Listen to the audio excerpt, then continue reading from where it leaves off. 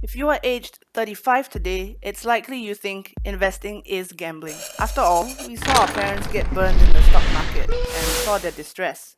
And it's true, investing can be like gambling. Because investing deals with foretelling the future. You invest today's money into a company and hope it grows to return as tomorrow's profit. But no one has a crystal ball. Many companies have crashed and burned, leaving you with a residual impression of the emotions that investing caused.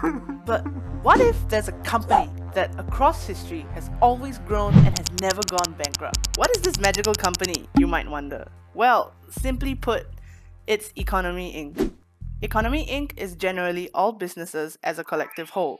But for now, let's think of Economy Inc. as a single company.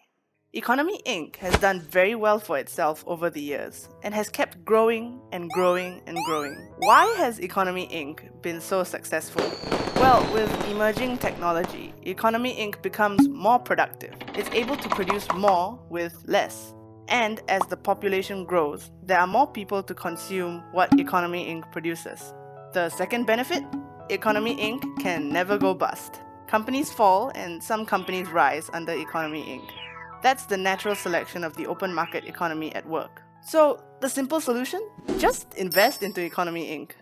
But let's get real here, you might say. Even I know I have to be a trillionaire to invest in all the companies that form Economy Inc. Well, actually, you can.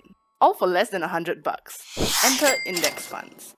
But first, we have to understand what an index is. Think of indexes as rules. America has the S&P 500 rule, which is the top 500 listed companies in the USA. But why stop there?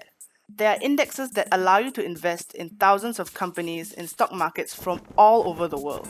Great, you might say. So, when should I invest in an index fund? Well, the short answer is as soon as possible. The world GDP grows roughly at a rate of 7% each year. Boring!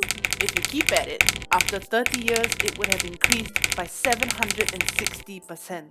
As you can see, slow compounding growth is exponential, but it takes years. So, investing now but get your rewards years and years later.